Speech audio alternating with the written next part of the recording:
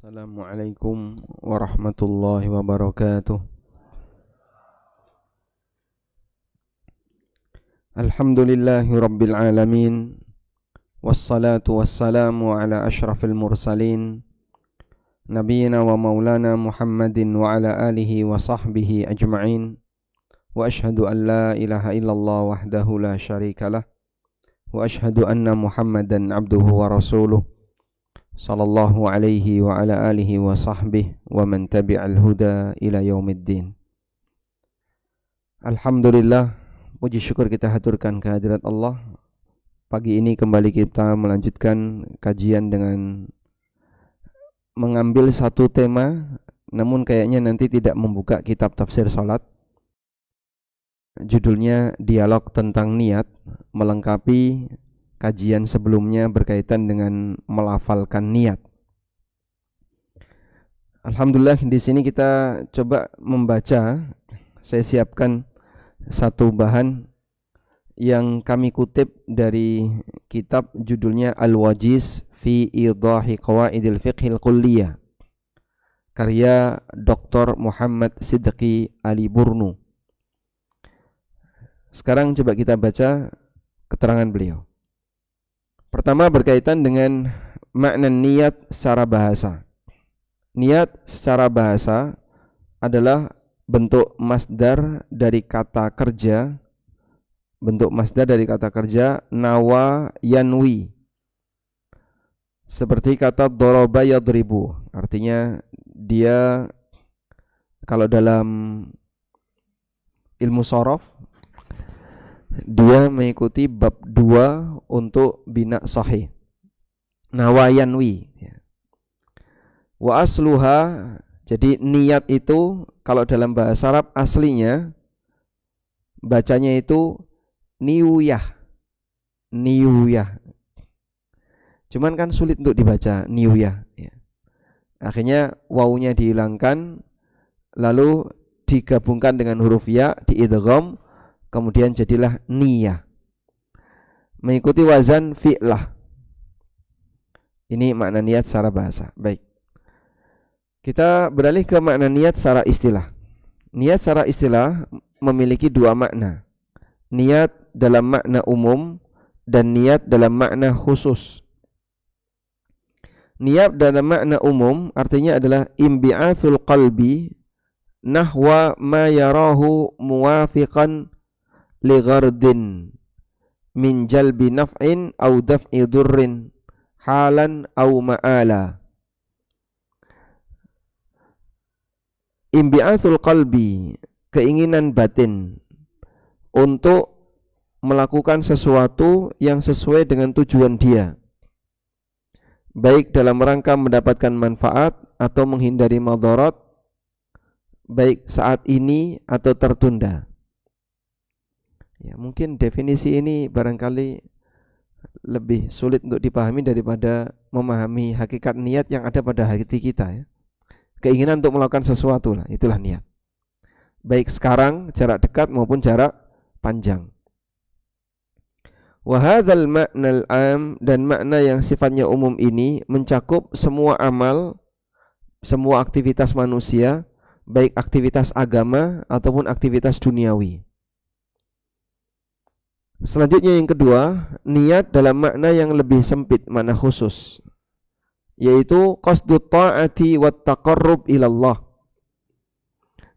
keinginan untuk melakukan ketaatan dan beribadah kepada Allah Subhanahu wa taala, biijadil fi'li, dengan melakukan kegiatan tertentu, awil imtina'i anhu, atau menghindari kegiatan tertentu. Sebab amalan itu kan ada dua, ya. Sebagaimana kita berkendara, amalan itu ada berapa? Ada yang sifatnya maju, amalan maju, dan yang kedua amalan bertahan. Seperti gas dan rem. Maju berarti ngegas, bertahan berarti rem. Maka jasad kita adalah kendaraan, ruhnya itulah yang nyetir, dan kita bergerak dalam posisi roh ini ngegas atau ngerem. Dan itulah amalan. Ngegas berarti kita melakukan sesuatu, ngerem berarti kita meninggalkan sesuatu. Kalau kita perhatikan dalam rukun Islam, di sana ada syahadat. Ini merupakan pintu gerbang seseorang masuk Islam. Di bawah syahadat ada salat. Ini amal badan yang paling afdal. Kemudian ada zakat. Ini amal harta yang paling afdal. Kemudian ada haji. Ini gabungan antara badan dengan harta. Dan ada satu lagi, puasa. Ini ngerem. Karena dalam aktivitas puasa tidak ada kegiatan apapun, menahan diri. Makanya puasa dalam bahasa Arab artinya apa? Al-imsak. Al-imsak artinya menahan diri. Sehingga orang kalau sebelum subuh dia teriak imsak, imsak itu sama dengan poso, poso. Yang di rumah bilang wis ngerti, ini Arab poso. Karena makna puasa secara bahasa artinya al-imsak, menahan diri, ngerem untuk tidak melakukan pembatal atau praktek perbuatan dosa apapun. Baik. Nah, niat meninggalkan sesuatu itu mempengaruhi apakah ada nilai pahalanya atau tidak. Sehingga meninggalkan sesuatu ini berarti ngerem ya. Ngerem ini berpahala atau tidak? Saya tidak A, tidak B, tidak C, tidak D. Tidak seperti ini bisa jadi pahala atau tidak? Bisa bentuknya amalan maju, bisa bentuknya amalan bertahan, ngerem. Nah, meninggalkan sesuatu dalam bentuk ngerem tadi, apakah bisa berpahala? Tergantung dari niat. Ini berpahala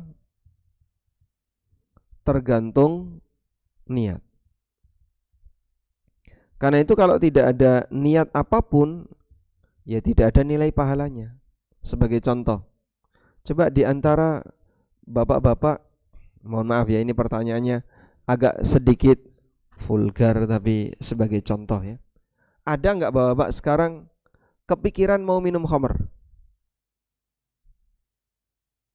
Hah? Enggak ada. Enggak ada. Karena kita enggak punya kebiasaan itu, tidak ada selera untuk itu, tidak ada ketertarikan untuk itu. Bahkan kita jijik melihatnya, kita akan menghindar. Maka saat dalam posisi kita enggak minum khamr, berpahala atau tidak? Tidak. Kenapa? Enggak ada niat. Beda kalau ditawari. Dah di depan mata kita segelas khamr, monggo diicipi. Apa ini? Bir peletok. Kalau bir peletok bukan khamr ya. Bir peletok itu wedang jahe kan ya. Wedang jahe campur rempah. Saya dikasih orang nih satu minuman tulisannya bir peletok. Opo iki? Tapi tak cek dari komposisinya kan enggak ada alkohol, enggak ada ini. Nah, cuman setelah dapat informasi ini ramuan ya. Ada jahe, ada kencur, ada apa itu. Tak minum. Masyaallah. Alhamdulillah enggak mabuk. Ya memang tidak memabukkan ya. Boleh enggak seperti itu? Baik, itu boleh. Nah, saat kita tidak ada keinginan untuk berbuat jahat seperti ini, sehingga tidak ada niat ngerem sesuatu, ya tidak ada nilai pahalanya. Misalnya membunuh, dosa besar ya. Apakah kita pernah membayangkan mau membunuh orang? Enggak kebayang Pak, jauh sekali bayangan kayak gitu. Tapi lain halnya kalau misalnya dalam posisi emosi besar, ada senjata di depan kita, korban dalam keadaan lemah misalnya, tiba-tiba ada keinginan untuk membunuh, terus kita rem. Nah, ngerem ini dalam rangka untuk menghindari maksiat, di saat itulah ada nilai pahalanya. Itu sama misalnya ada orang yang buka HP lalu dia nonton YouTube. Terkadang kan sebelah kanannya ini ada tontonan-tontonan yang ngebling-ngebling ya. Membuat orang itu tertarik untuk mencet. Nonton enggak, nonton enggak, nonton enggak. Membuat orang tertarik untuk mencet, maju mundur, maju mundur, maju mundur. Lalu dia putuskan, jangan. Ini enggak boleh. Ramadan. Nanti saja kalau di luar Ramadan. Jangan, ini enggak boleh. Saya hindari dosa. Maka ketika dia ngerem seperti itu, ada nilai pahalanya. Baik. Maka meninggalkan sesuatu yang diiringi dengan niat ketika dia ngerem, disitulah yang ada nilai pahalanya. Sekarang coba kita lihat penjelasan berikutnya. Berikutnya mengenai hukum niat. Apa hukum niat? Niat termasuk ibadah yang disyariatkan. Hanya saja ulama beda pendapat, apakah termasuk rukun ataukah termasuk syarat. Yang jelas dia harus ada dalam setiap amal. Namun apakah masuk kategori rukun ataukah masuk kategori syarat, ataukah niat itu rukun untuk ibadah tapi syarat untuk selain ibadah. Dalam hal ini ada perbedaan pendapat. Konsekuensi dari perbedaan pendapat itu, kalau misalnya kita diminta untuk membedakan, Pak, apa sih beda syarat dan rukun? Apa bedanya syarat dan rukun? Kalau syarat sebelum aktivitas, sebelum amal. Sebelum amal itu syarat ya. Kalau rukun ketika beramal. Sehingga ketentuan yang harus dilakukan, sesuatu yang harus dilakukan ketika kita beramal, maka ini masuk kategori rukun. Baik. Sebagai contoh, sholat misalnya. Niat sholat itu ada di mana? Di mana niat sholat itu? Di mana niat sholat? Apakah di awal sholat ataukah menjelang sholat? Sama atau beda ini? Apakah di awal sholat ataukah menjelang sholat? Niat ada di mana? Ya di hati. Niat dalam sholat maksudnya.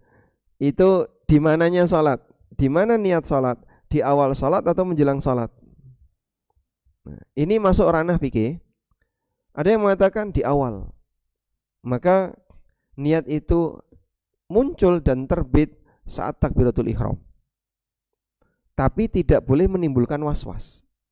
Jadi misalnya Bapak sudah tahu ini zuhur, lalu ditegaskan dalam hatinya saat takbiratul ihram, Allahu Akbar, lisan mengucapkan Allahu Akbar, hati menetapkan zuhur. Udah selesai. Nah, sebagian orang mengalami was-was dalam kondisi ini, akhirnya dia takbirnya berkali-kali. Allah rasido. Baleni mulai. Allah enggak jadi. Itu bisa sampai 3-4 kali. Berhasil setelah kesekian. Saya pernah punya tetangga yang seperti itu waktu masih tinggal di daerah Gedong Kuning ya. Jadi dia ketika mau takbiratul ihram itu bisa sampai sekian kali. Tapi pernah ada yang unik gitu ya. Biasanya dia enggak terlambat. Begitu imam takbir, kita sudah ada di masjid, dia lama sekali. Pernah satu ketika dia masbuk, imam membaca surat pendek yang dia pun hafal. Allah, karena mau ruku, Allahu Akbar sekali berhasil. Wah, alhamdulillah. Karena imamnya mau ruku. Daripada kehilangan satu rakaat, ketinggalan, pokoknya harus dipaksa berhasil. Baik. Dan yang lebih tepat bahwasanya niat itu ada di menjelang sholat. Maka menjelang takbiratul ihram, kalau Bapak Ibu sudah punya kerentek batin untuk melakukan jenis sholat tertentu yang disebut dengan ta'yin, nanti kita bahas ya. Nanti kita bahas ta'yin. Maka sudah sah sebagai niat. Sekarang kita lanjutkan. Mal maqsudu minan niat. Terus apa tujuan niat? Yuqsadu minan niyati amron. Tujuan niat itu ada dua. Al-amrul awal, yang pertama adalah tamyizul adat. Untuk membedakan antara kegiatan ibadah dan kegiatan rutinitas. Haitsu inna aktsaral ibadati laha mathilun fil adat. Karena banyak kegiatan ibadah itu sama dengan aktivitas rutinan kita, aktivitas yang biasa kita kerjakan. Sebagai contoh, beberapa kegiatan yang dianjurkan Nabi SAW sehingga masuk dalam kategori kegiatan sunnah. Misalnya, ya, ini masnya, kalau masuk toilet, tangan kanan dulu atau tangan kiri dulu? Kaki kiri, baik. Kaki kiri. Kita mungkin sudah punya kebiasaan itu sejak kecil, sampai gede masih dibawa. Sehingga jadinya aktivitas otomatis. Apa yang membedakan antara ini tujuannya untuk mengikuti sunnah Nabi SAW atau yang sifatnya hanya gerakan otomatis? Yang membedakan niat. Contoh yang lain, kita mandi, biasanya pagi itu keramas. Pokoknya tiap mandi pagi keramas jam 7 sebelum berangkat kantor, ya. Sudah? Apa yang membedakan ini mandi bernilai ibadah dan ini mandi tidak bernilai ibadah? Apa yang membedakan? Niat. Sehingga dari niat itulah kita bisa membedakan ini nilainya ibadah, ini nilainya tidak ibadah. Saya masih ingat waktu mahasiswa, ya. Mandi pagi jam 7. Begitu keluar kamar mandi, ini hari Jumat ya? Oh iya, balik lagi Pak. Karena lupa kalau itu hari Jumat. Akhirnya balik lagi masuk kamar mandi, niat mandi besar. Sehingga karena niat itulah yang bisa membedakan ini mandi biasa, ini mandi karena faktor ibadah. Al-amru tsani, yang kedua, tamyizul ibadati ba'daha an ba'din.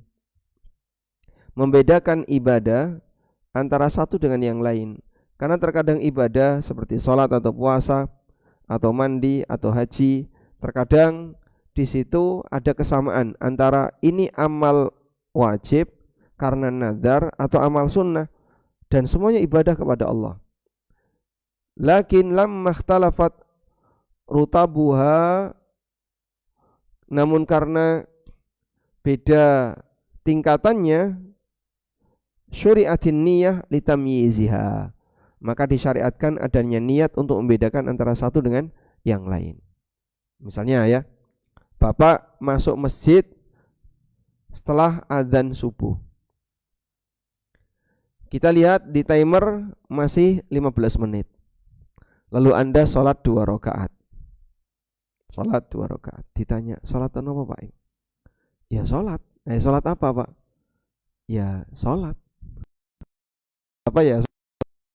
Apakah dia sudah melakukan qobliyah subuh? Belum. Kenapa? Karena tidak ada niat qobliyah subuh. Maka sholat yang dia kerjakan tahiyatul masjid. Makanya di posisi ini, kalau ada kesamaan waktu harus dibedakan niatnya. Ibu-ibu bangun telat, di rumah bangun setengah 6, langsung ke toilet, kemudian wudhu, sholat 2 rakaat. Nah, itu sholat subuh atau sholat qobliyah subuh? Tergantung niatnya. Karena tata caranya sama, bacaannya sama, ya, lamanya biasanya sama, Pak.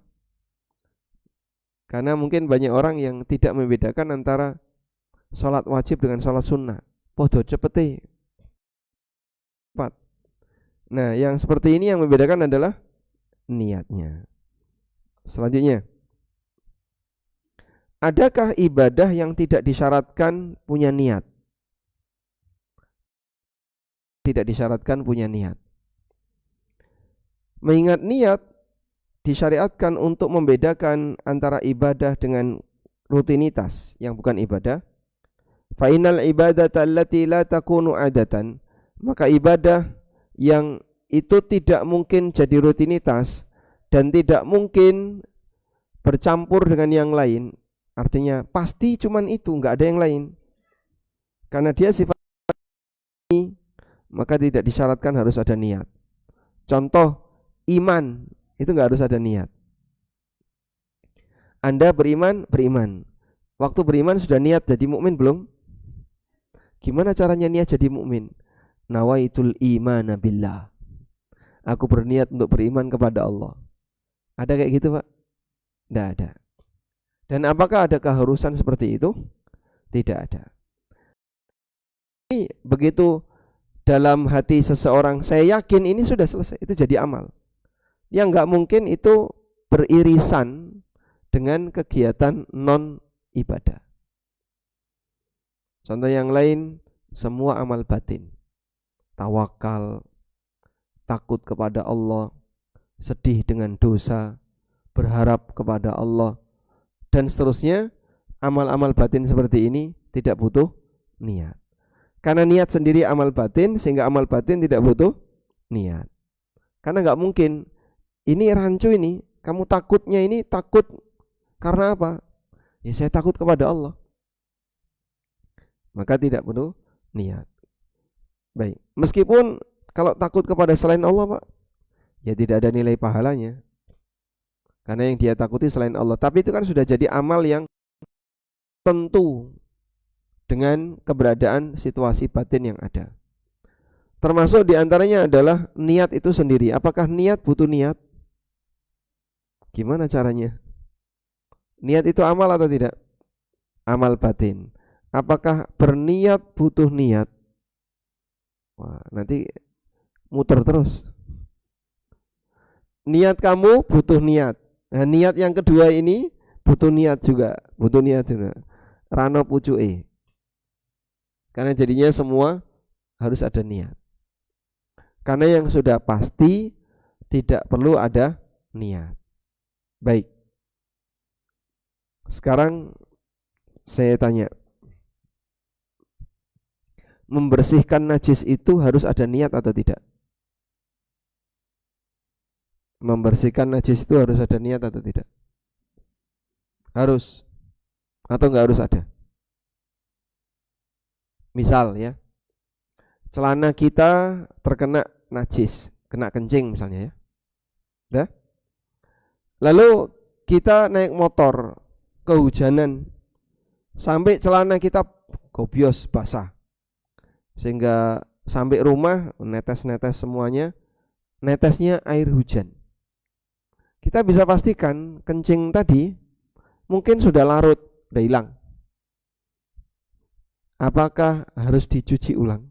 Kamu belum punya niat membersihkan najis di celanamu. Apakah harus dibersihkan? Ya kalau sudah hilang ya sudah selesai. Karena sudah hilang.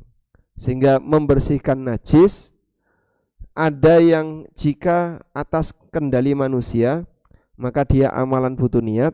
Kalau dia di luar kendali manusia kayak tadi ya, otomatis najisnya hilang, maka tidak harus ada niat. Nah, selanjutnya kita mau belajar tentang ta'yin. Ini menjawab pertanyaan kemarin ya. Jadi kalau di sini istilahnya ada niat mutlak dan ada niat muayyan. Niat ada yang mutlak dan ada niat muayyan. Mutlak itu tidak tertentu.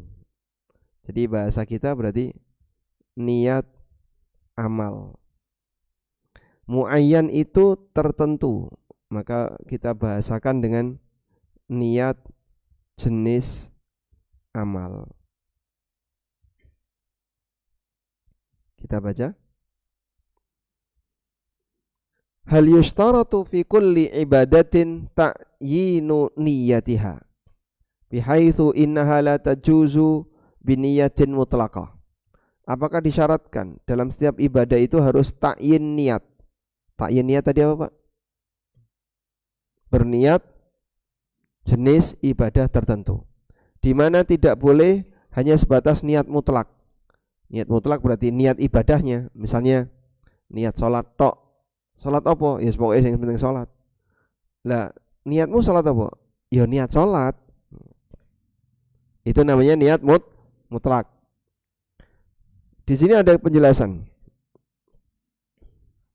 Fil wajibil muwassa. Untuk wajib muwassa. Wajib muwassa itu yang waktunya panjang. Seperti sholat ya. Ada sisi kosong kalau itu tidak diisi ibadah. Misalnya waktu subuh jam berapa? Jam 4 lebih 10 ya. Jam 4.10. Syuruknya jam berapa? Jam 6 kurang 20 misalnya ya. Sehingga dari mulai jam 4 lebih 10 sampai jam anggaplah setengah 6, itu apakah diisi sholat subuh semuanya? Tidak. Kita sholat subuh berapa menit? Tergantung imam, Pak. Paling lama rata-rata 15 menit. Itu yang imamnya agak lama. Udah anggaplah misalnya 15 menit. Berarti masih ada waktu kosong banyak. Nah, sholat subuh yang cuma butuh 15 menit ini bisa ditaruh di depan, bisa ditaruh di tengah, bisa ditaruh di belakang. Maka masih banyak waktu kosong. Ini yang disebut dengan wajib muwassa. Disebut dengan wajib muwassa. Kewajiban yang waktunya longgar. Baik. Nah, untuk wajib muwassa maka diwajibkan ta'yin niat bila khilafin bainal a'immah.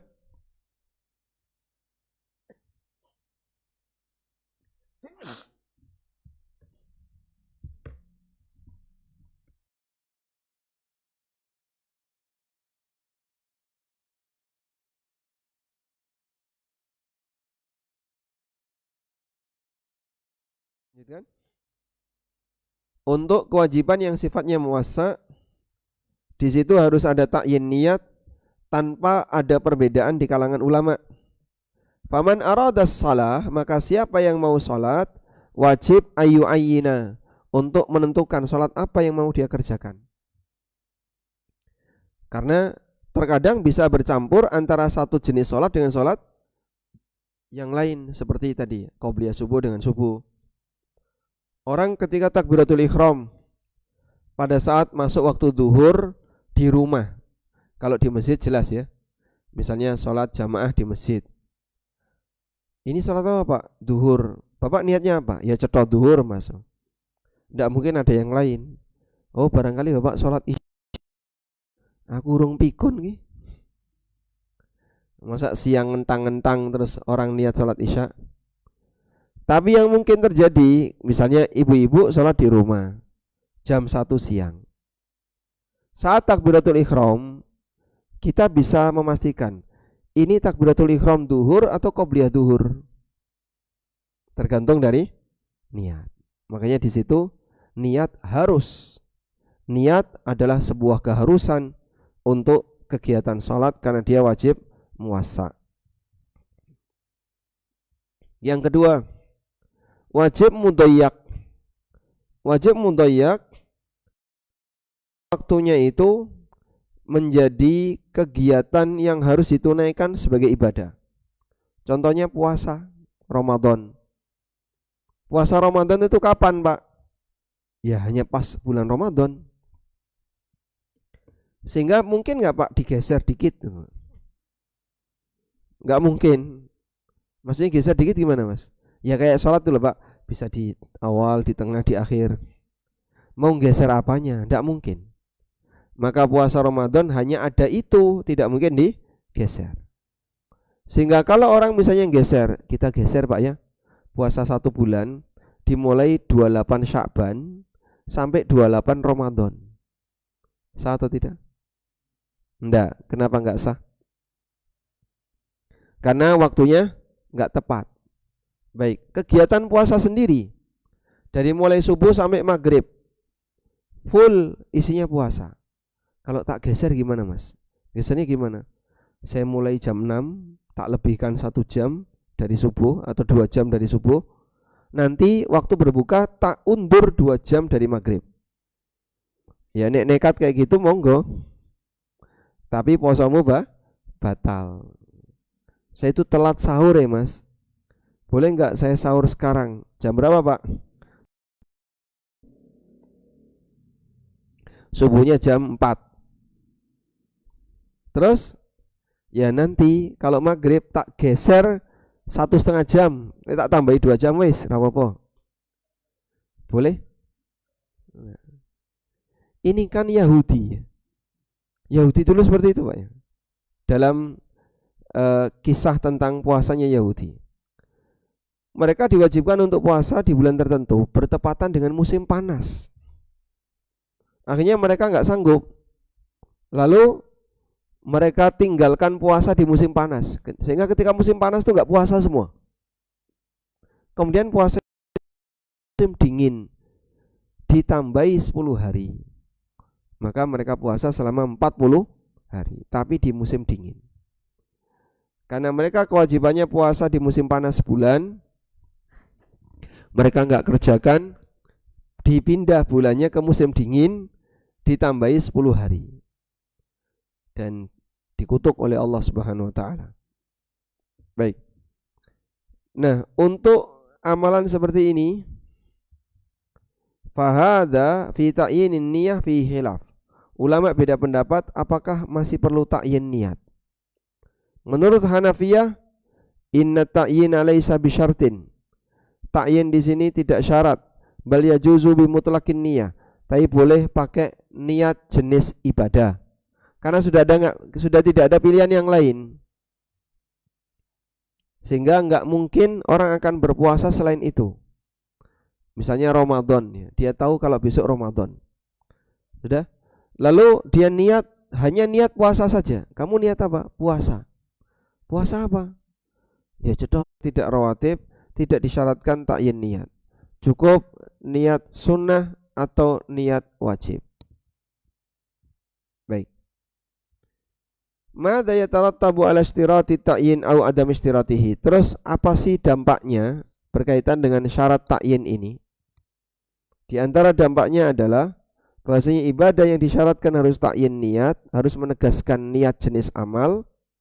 Andaikan orang itu salah dalam niatnya, annaha tubtil, maka amalnya batal.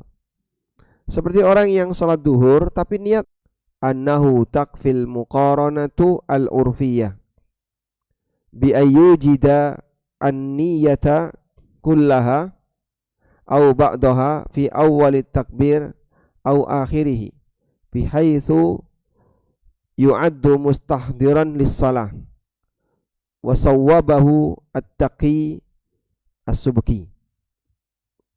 Beliau mengatakan dalam kitab Al-Majmu' kitab apa? Syarah Al-Muhadzab karyanya An-Nawawi, pahami orang. Sehingga niat itu dihadirkan baik keseluruhan atau sebagian di awal takbir atau di akhir takbir.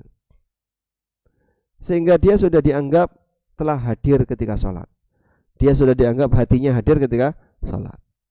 Maka cukup misalnya saat sholat subuh, ketika takbiratul ihram, Allahu Akbar, dia cuma mengatakan dalam hatinya sholat subuh selesai. Apakah di awal, di tengah, ataukah di akhir, tidak masalah. Wa qala Ibnu Rif'ah mengatakan innahul haq, inilah yang benar. Wa qala ghairu innahu qaulul jumhur, dan selain Ibnu Rif'ah mengatakan ini adalah pendapat jumhur ulama. Az-Zarkasi mengatakan innahu hasanun, ini pendapat yang baik. Kata Al-Adru'i juga sama, innahu sahih. Ini daftar-daftar para ulama Syafi'iyah. Namun kata As-Subki, Taqiyuddin As-Subki, man lam yakul bihi waqa'a fil waswas al-madmum.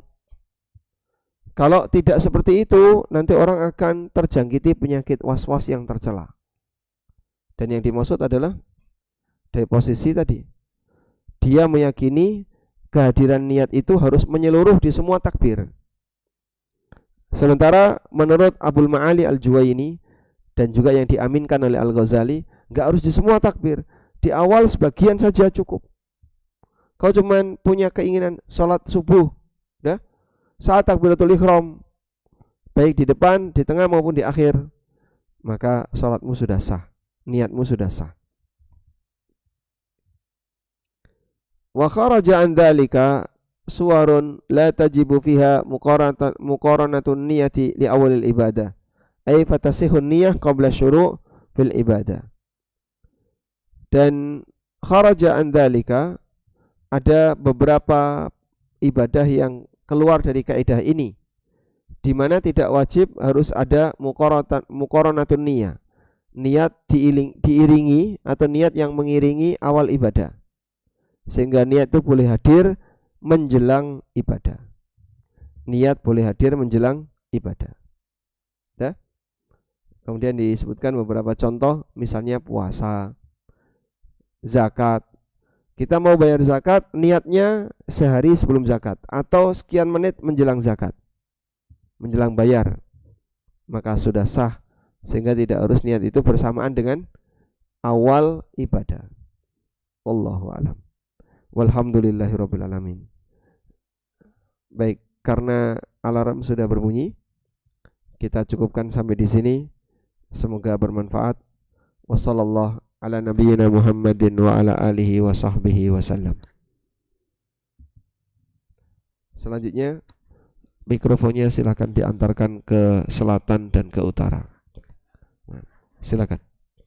Nah, silakan itu mikrofon.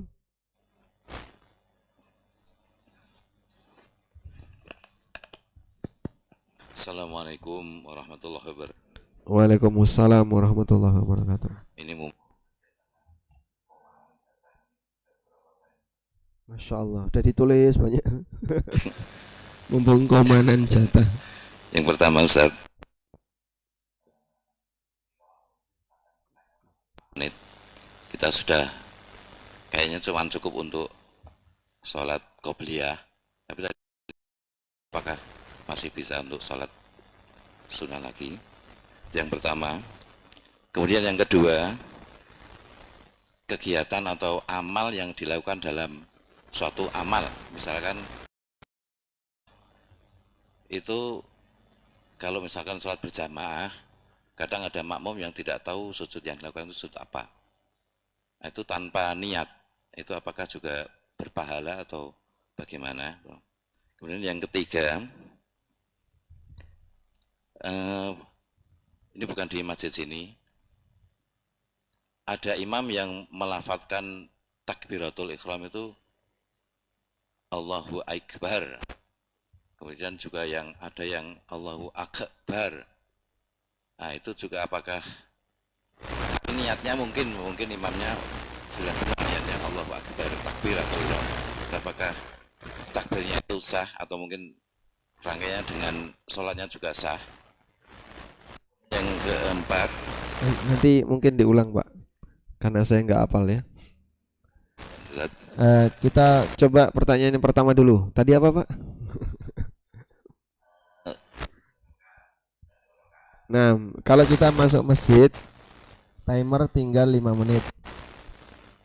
Lalu di situ hanya cukup sholat 2 rakaat. Tapi kenyataannya ketika dipakai 2 rakaat masih sisa, begitu? Bolehkah sholat? Boleh. Dan nanti kalau selesai atau sholat belum selesai, sudah iqamah, selesaikan, tapi lebih cepat. Dan dalam hal ini memang dirinci, jika masih lama, misalnya baru dapat rakaat pertama, baru takbiratul ihram, sudah qomat, ya jangan nekat dilanjutkan, batalkan. Tapi kalau misalnya sudah mendekati tasyahud akhir misalnya, atau di sujud yang terakhir, maka lanjutkan sampai selesai. Ada tempat yang aman kalau Anda mau sholat sunnah, insya Allah tidak diganggu iqamah. Tepat di belakang mikrofon. Wah. Atau di tempat imam, masya Allah. Sholat qobliyah subuh di tempat imam. Kurang berapa? 1 menit. Nah, dia langsung qobliyah subuh tepat di tempat imam. Mau komat, mau nggak bakalan ada yang berani maju. Nanti jadi viral sekampung itu. Saya pernah itu sholat qobliyah subuh tepat di mikrofon muadzin. Jadi sudah masuk waktu qomat, tapi karena saya belum selesai ditungguin. Begitu saya selesai, diseneni jamaah. Besok lagi jangan di situ, karena jadinya ditungguin banyak orang. Ya, baik. Namun apakah ini boleh ya? Boleh ya. Kalau waktunya masih sisa, kemudian dipakai sholat, silakan. Yang kedua, ya, kalau ada orang yang tidak tahu apa yang dia kerjakan, misalnya imamnya sujud tilawah. Dalam hal ini ada 2 ya. 1, kalau nanti imam sujud tilawah. Jadi di awal sholat makmum tidak tahu kalau nanti imam sujud tilawah. Yang kedua, makmum tidak ngerti apa itu sujud tilawah. Yang lebih parah yang mana? Kalau makmum tidak tahu apakah nanti imam sujud tilawah atau tidak. Misalnya makmumnya tahu sujud tilawah itu apa, tapi dia nggak tahu ini yang dibaca oleh makmum surat apa. Ngerti-ngerti sujud tilawah, maka dalam situasi itu makmumnya silahkan ikut sujud tilawah. Baik, dengan niat mutaba'atul imam, mengikuti imam. Sudah? Dan apakah sujud tilawahnya berpahala? Insya Allah berpahala. Karena ketika dia sujud, dia pasti punya niat untuk sujud tilawah. Tidak mungkin ketika sujud niatnya rukuk, tidak mungkin ya. Dia pasti punya niat sujud. Yang kedua, bagi mereka yang nggak tahu itu sujud apa, ya saya cuma ikut imam saja. Insya Allah dapat pahala ikut imam. Karena makmum diperintahkan untuk ikut imam. Wallahu a'lam. Yang ketiga, lafadz Allahu Akbar. Allahu Akbar. Salah atau betul? Akbar. Kaf itu huruf qalqalah atau bukan? Bukan. Kalau qaf iya. Maka kalau qaf huruf qalqalah, akbar. Kalau pakai qaf. Tapi ini kan pakai kaf. Allahu Akbar. Sehingga jangan dipantul ketika membaca huruf kaf. Kemudian apa tadi? Contoh? Contoh yang lain. Allahu Akbar. Sudah.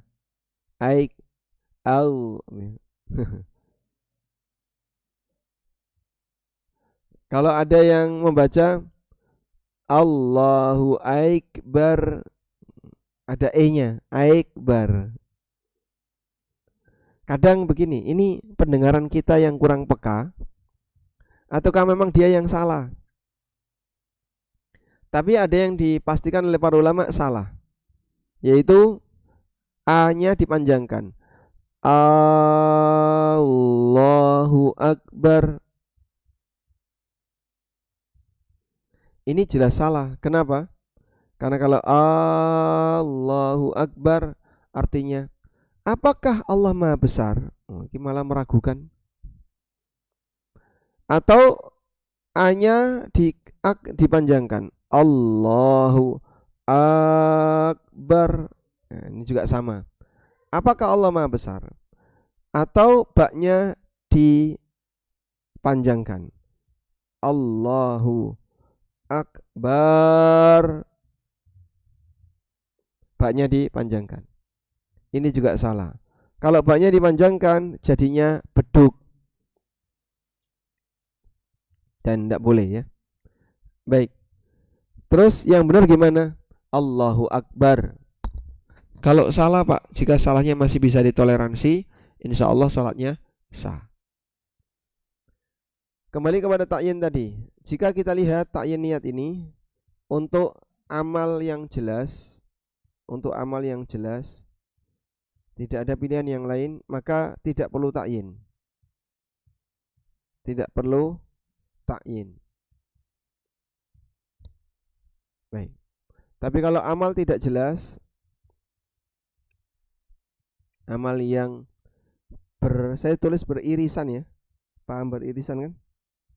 Beririsan dengan amal lain.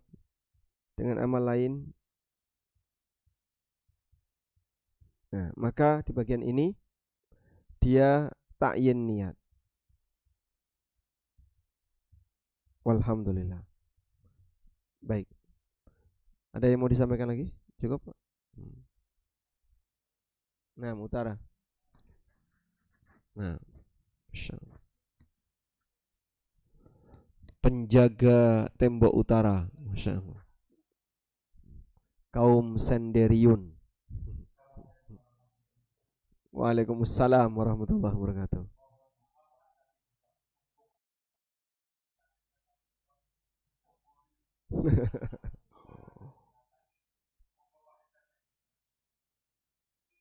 Oh, ini saya kembali lagi ke innama a'malu binniyat. Ya. Apakah niat itu berpahala? Karena kita sebagai penanggung jawab keluarga, itu saya kepala keluarga, kita berkewajiban untuk mencarikan nafkah.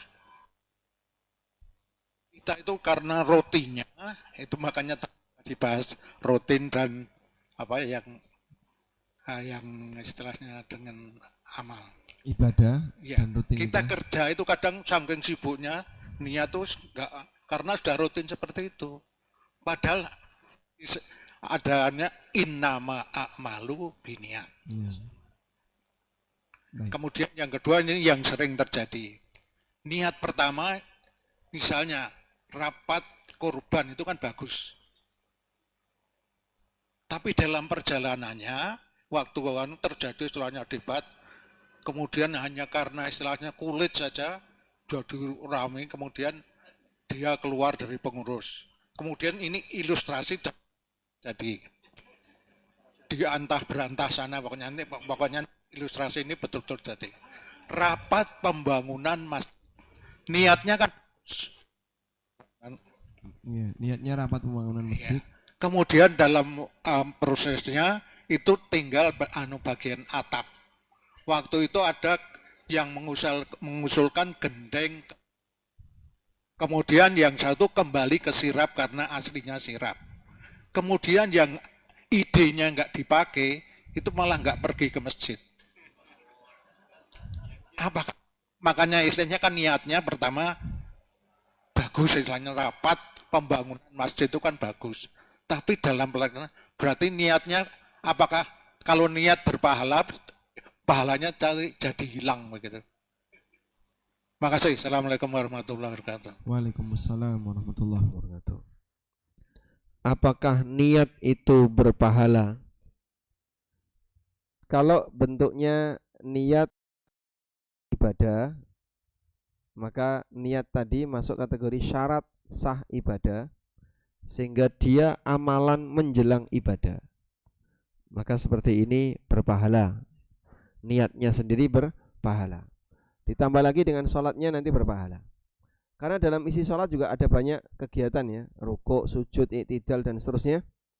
Maka ketika dia melakukan sujud, dia dapat pahala sujud. Dia melakukan rukuk, dia dapat pahala rukuk, dan demikian seterusnya. Kalau niat itu berkaitan dengan aktivitas sehari-hari yang dilakukan oleh manusia, maka fungsinya adalah untuk menjelaskan tujuan dia melakukan apa. Semangat, tujuan itulah niat. Misalnya, kenapa Bapak kerja? Ya semangatnya untuk nyari nafkah buat anak istri. Semangatnya itu. Maka insya Allah semangat ini bernilai pahala, sehingga kerja yang dia lakukan bisa bernilai pahala. Kenapa Anda kerja? Arab tak tinggal mancing ya Mas bareng ini. Sehingga saya kerja dapat uang terus ngilang mancing. Maka dia bekerja semangatnya hanya semangat untuk hal yang mubah. Begitu? Jadi saya ulangi, untuk kegiatan yang sifatnya duniawi, maka niat itu menentukan semangat dia ada di mana, tujuan besar dia ada di mana. Oh, di sini. Disitulah nanti akan bisa memastikan dia berpahala atau tidak. Begitu Pak. Baik. Wallahu alam. Yang kedua tadi apa?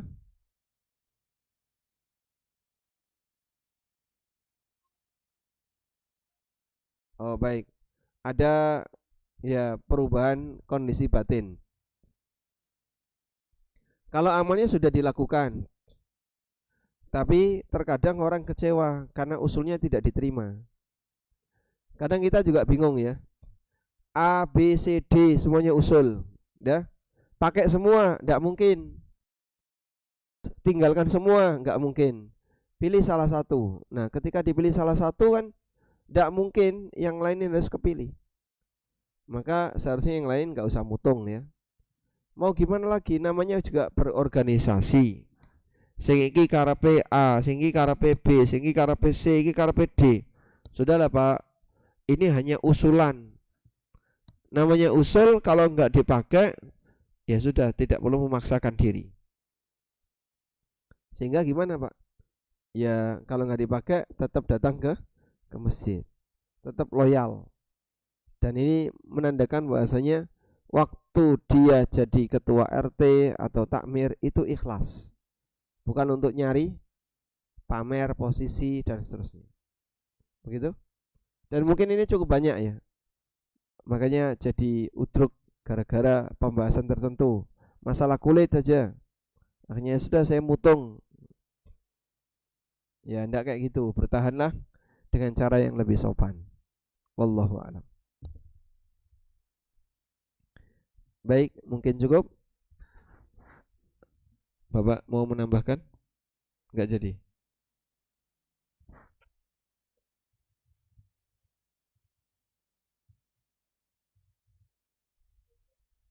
Menggabungkan niat amal. Ya. Ya, bisa. Bisa enggak menggabungkan beberapa niat amal dalam satu amal. Jadi yang digabungkan niatnya ya, bukan amalnya. Saya sholat 2 rakaat. Ini niatnya tahiyatul masjid dan qobliyah subuh. Dan antara adzan dan iqamah. Dan setelah wudu. Berarti ada 4. Insya Allah tidak masalah. Selama aktivitas amalnya sama, sama-sama sholat, jumlah rakaatnya sama, tata caranya sama, sehingga bisa digabungkan. Wallahu alam. Baik, mengatakan mugi manfaat. Allahumma anfa'na bima 'allamtana wa 'allimna ma yanfa'una warzuqna ilma. Wa sallallahu ala nabiyyina Muhammadin wa ala alihi wa sahbihi wa sallam. Wa akhiru da'wana alhamdulillahi rabbil alamin. Wassalamu alaikum warahmatullahi wabarakatuh.